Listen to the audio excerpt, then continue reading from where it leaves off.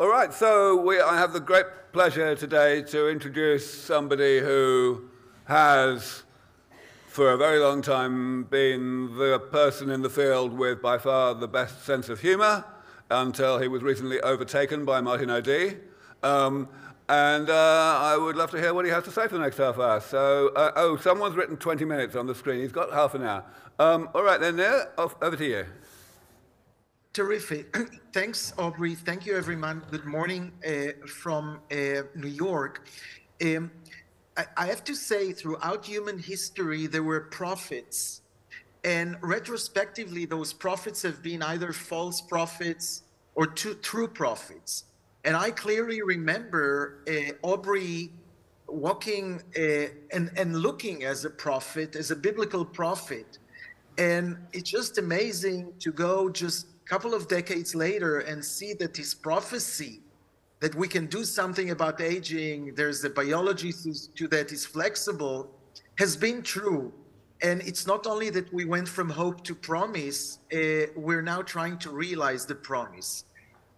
So let me give you some insights about how I see the development of biomarkers. And my own research, our group at Einstein have been doing biomarkers basically around this amazing population. What you see here is a picture of siblings who were born between 1910 and 1920 in New York City, and all of them past the age of 102.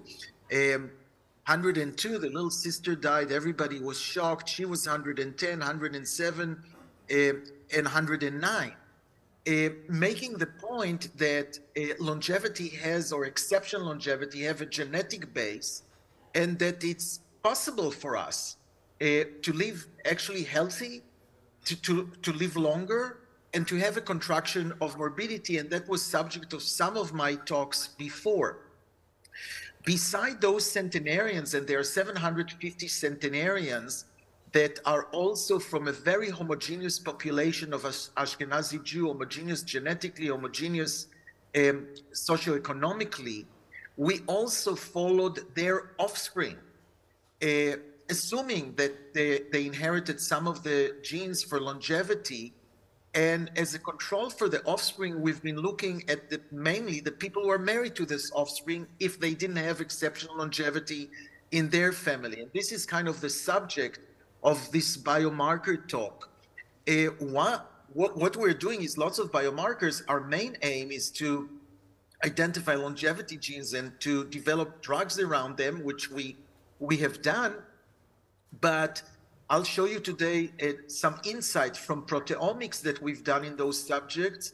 And if I'm invited next time, there'll be methylation, there'll be metabolomics, and the interaction between them, and we really learned a lot.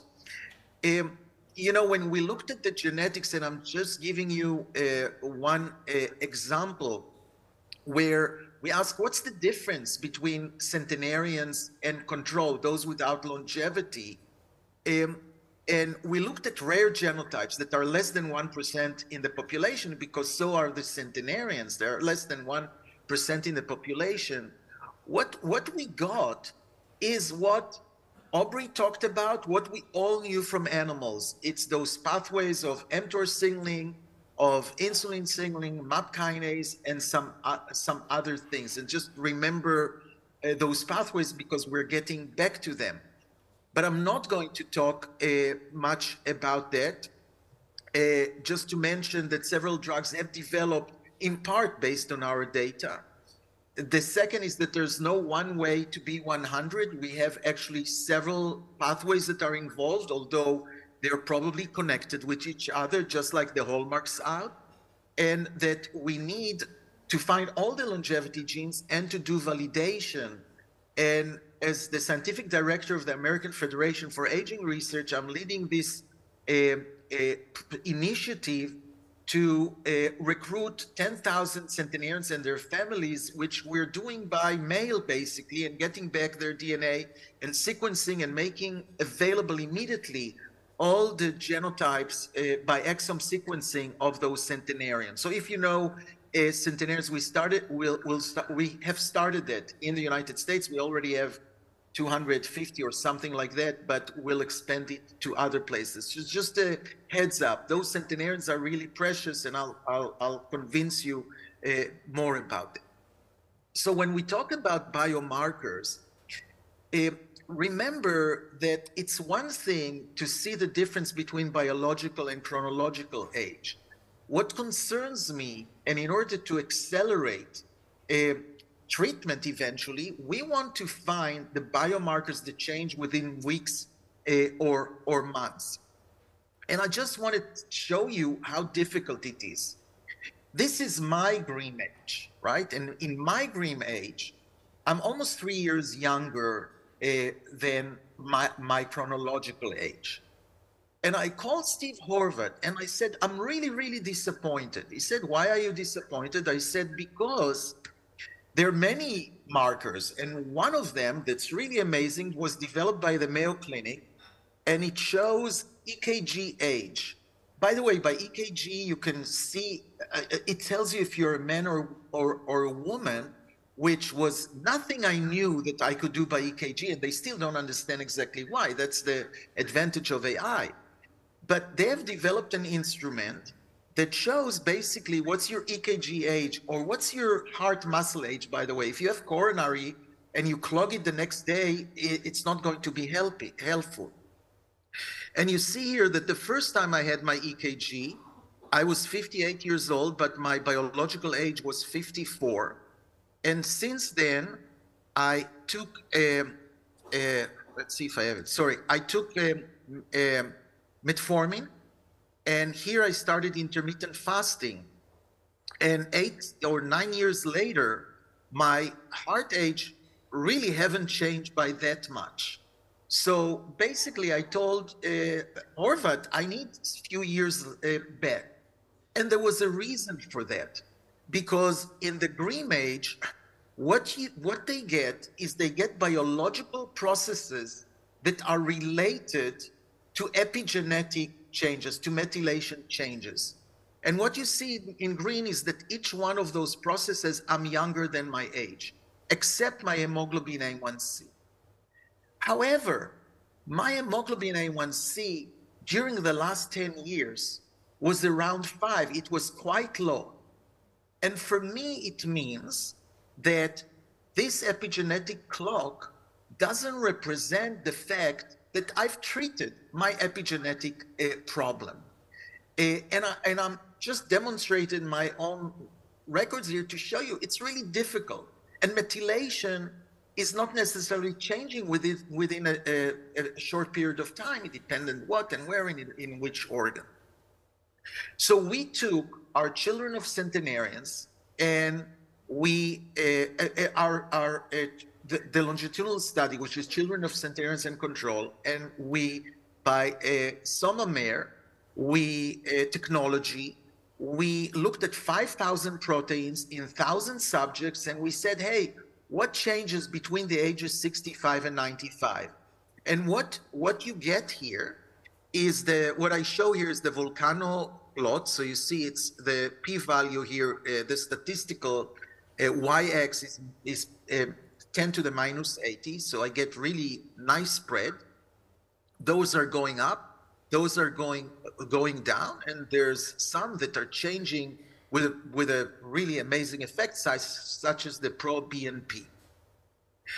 Now, the ones that are in bold are things that we knew from clinical studies that are actually changing with therapy. Okay, those are in black. I'm not going to tell you. But when you get a proteomic like that, you're asking yourself, is there a mechanism here?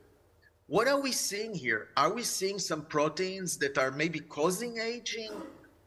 And more important, are we seeing some proteins that are protecting us from aging? Because if we have proteins that are protecting us from aging, we want them to be even higher.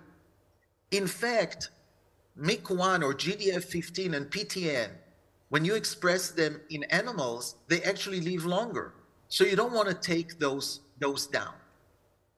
So some more insights about those proteins. First of all, in which pathways they belong. And I'm going to make 2 points. First of all, it's always the insulin, IGF, all this pathway is coming up in our centenarians all the time. By the way, 60% of our centenarians have something that impairs growth hormone and IGF action. It's the most common pathway that is involved. But the second is more important. A lot of what comes up is breakdown. There's a degradation of extracellular metrics, platelet degranulation, collagen degradation, neutrophil granulation, collagen biosynthesis.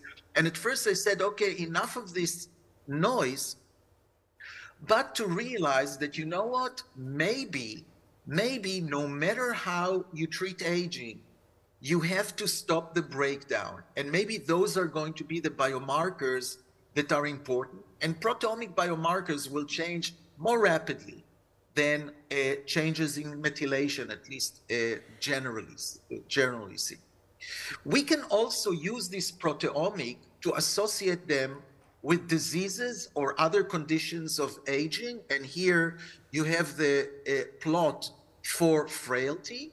Okay, so we had 143 patients with frailty, and when you look at their proteome, the green represent those that are common with what we see with aging, but the red ones are only those for frailty. Here you see it in here. So we have less people, so it's a smaller circle, but half of it belongs to our big circle of aging, but half of it is specific. For example, leptin is pretty much a biomarker of frailty. So I think there is a biological way or a biomarker way to identify a frailty, and I can go on through other diseases and show there's some specificity in that. I think a very important and missed point is that there's a huge proteomic difference between men and women. Okay, so here you see that basically women have third the proteome. It's 600 proteins that are changing in men and 277 in women. Some of the proteins that are changing in women are specific for women. But I think we have to remember that if we're doing any proteomic clock, either we do it different between male and female, or we use only the ones that are here. I told you that some of our subjects are the control without longevity. Those are offspring of parents with usual survival. And you can see only their proteome. The p-value here is 10 to the minus 50 because we have half of the population, but kind of it looks the same. And I'll tell you that the offspring of parents with exceptional longevity, the offspring of centenarians, clinically are about 10 years younger. They have half of the heart attacks, less cognitive decline, half of the mortality. And you can see it in the proteome because if you see here how red it is, you see that here it's much more white or pinkish. It's because the children of centenarians have only 235 compared to double that of the control. In 10 years, they'll be the same. Now, that doesn't show you that proteomic change by treatment, but it shows you that you can really depict a group of people by their proteome. Another interesting insight is from collaboration with the Campisi lab, where Judith is trying to identify the proteomes that are common to all senescent cells. And she gave us 174 such proteins. Okay, so those are proteins that are secreted. Okay, that's how you find them, that's how you identify them. She's doing senescent by many ways, and she identified those proteins. And we have 114. And actually 31 of them were associated with significant changes. The point I want to make here is that this is the volcano plot of those proteomes. But what's really interesting is basically half of them are going up and half of them are going down, which means to me that the proteomes of the elderly is not really representing those SASP, because if they were, if those are really proteins that are secreted, they would be either not changing because, you know, they are locally, you know, doing something, or increase, but you wouldn't expect half of them to be down. So those are some bits of information about that. So one of the things we can start doing with the proteins is develop those clocks, right? Like the clocks that Horvath was developed. And initially, the clocks are to really show the relationship between chronological age and biological age. And I don't want to go into that in a 20-minute, and I'm thinking that probably somebody else has already talked about some of those clocks and how you have to train them and what you do and how do you do validation. So this is on the left side, but I want really to concentrate on this relationship between chronological and biological age. So of course, those in green, when you're up there, you're relatively younger than the age, and if you're biologically older, you're older than the age. And here is an example of a 74-year-old man with chronological age, whose actually biological age was predicted to be 86. And he's actually quite, it's she, and she's quite sick with anemia, with cardiac irregularity, diabetes, hypertension. So you kind of really depict the biology on a clinical level as well. But really, the clocks that we are developing are not only for biological age, they have to be, for some reason, I cannot pass my slide on, just a second. Okay, there I go. But with mortality. So we had 148 deaths in our population, and so we are able to develop also a clock that will predict mortality, which is kind of the final right endpoint for aging. We can also develop a clock for a certain disease. I told you that frailty has its own proteome, and so we can do that as well. But I think what we're trying to do with our population in many ways is to look at the resilience score. So we can go and identify the polygenic score of lots of diseases or of aging or of frailty, which has been done before, best done by the UK, using the UK Biobank. But we want to identify the people who actually have the polygenic score for a disease, but seem to be protected from it. And this is our approach to our centenarians. What's the resiliency score rather than what's their disease score? So we can look at frailty resilience and see what's the frailty resilience at those that are slow agers and fast ager. And basically, there is correlation between the frailty resilience and the age acceleration, which is another term that I'm skipping. But to make the point that we can identify those frailty resilience people by using their polygenic score and then correlating them to clinical outcome. Now, we are trying another initiative in AFAR is the FAST initiative. Actually, I see I have it, Jamie Justice. Jamie Justice is moving to better job, but Dan Bielski is now with me, are leading this project. And the ideas of this project is to find omics that have done that from material, from resources that have been established from clinical studies. The studies that we're looking at are the DPP, I'll tell you in a minute what it is, SGLT2 inhibitor, GLP-1, and also other trials, whether small trials on rapamycin, on other things. And the idea is, let's take those plasma and those blood and subject them to the same methods, state-of-the-art methods, and see within a year of therapy, within a year, maybe months of therapy, to see what are the change in biomarkers that are specific for this treatment, but then bring them all together and see what are the biomarkers that are common to those drugs that target aging.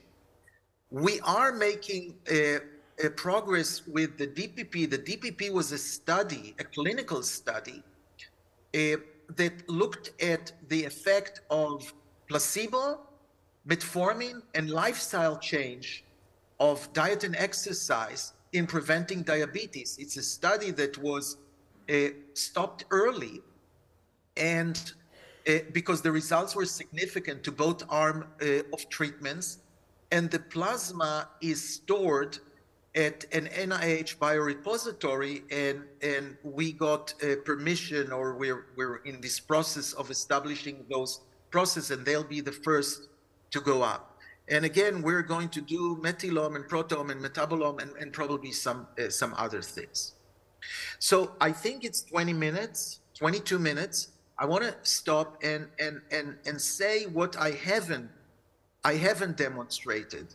I haven't demonstrated with proteomic, or what we haven't demonstrated is that we have consistently changed within weeks and months.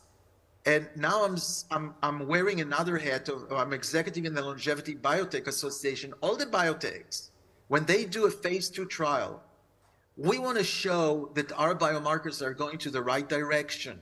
It will help us save maybe $1 billion of a phase 3 trial if we could just have this data. I haven't shown you that proteomic changed rapidly, but I am believing that it does. And the last thing is that the proteomics that we have, and in collaboration with Tony Weiss-Correa, is coming, we know which organs they are coming from. In other words, within this proteomics, we can identify if your aging is led by your liver or your brain more. So we can see, so I think the proteomic is going now to organ-specific proteomic for aging that will be even more helpful than just knowing the biological age itself. So I want to stop here and thank you for listening. And I don't know if you want me to take questions. Yeah, of course we want you to take questions now. Absolutely. Who would like to ask the first one? I see a hand out there. Who's the microphone carrier? Where's the volunteers gone? Somebody get that person. There you go, behind you. Thank you. Hi, Professor. First of all, a big fan of your work. And I was going to ask you a few questions about microbiome and centenarians, because I see a lot of groups have established some signatures for both functional and the microflora signatures. So we are trying to do that in India. I just had a couple of questions for you. First is that how much do you think are the microbiome signatures valid to predict extreme longevity for centenarians? And secondly, of course, for a country like India, it's really difficult to qualify centenarians based on the documents that are usually required. So how do we work around that? So let me start by telling you, when microbiome became a thing, I was thinking we should go to the centenarians and establish their stool. And we found out that it's really difficult to tell a 100-year-old to collect stool. And so I was looking for the field to develop in a way that will make me do that. And it hasn't yet. Not that I don't think microbiome are important, but generally microbiome in a certain individual don't change with age. They do change with extreme age when they move to a different location, when they are treated with antibiotics, And I'm not sure when there's certain studies of centenarians in their stool that show a unique, but not similar between groups, a unique microbiome. And I'm not sure if there's a cause and effect relationship with it. So I'm just saying I'm not yet there. I think that this is very important thing, and I wish you really good luck, but I don't have insights. I'm sorry. No problem. Next question. Who's got a microphone? Yeah, question on the left. Yes, thank you. In your studies of the biomarkers of aging, have you obtained any insights as to what might be responsible for the difference in maximum lifespans between males and females? Why are the longest-lived female supercentenarians consistently a few years older than the longest-lived male supercentenarians? Yeah, so I feel responsible for Aubrey, who introduced me as making good jokes, and I'll kind of answer first with the joke. In our tradition, the answer of why husbands die before their wives is because they want to. Okay, but the biology. There is a proteomic biology. There are genotypes that are similar and some that are different between men and women. And so I don't know the final answer for that, but it's definitely different on the genotype level, or not definitely somewhat different on the genotype level and the proteomic level, just as I exhibited before. It is possible that the reason that the proteome of women is more stable, we call it, is because they're actually younger than the men, right? I showed you that the offspring of centenarians are younger. Maybe what we're depicting is the women are relatively younger. And maybe if we take their proteome between 70 and 100, it will be the same. But not about the mechanism by which the lifespan is different. Thanks. Last question.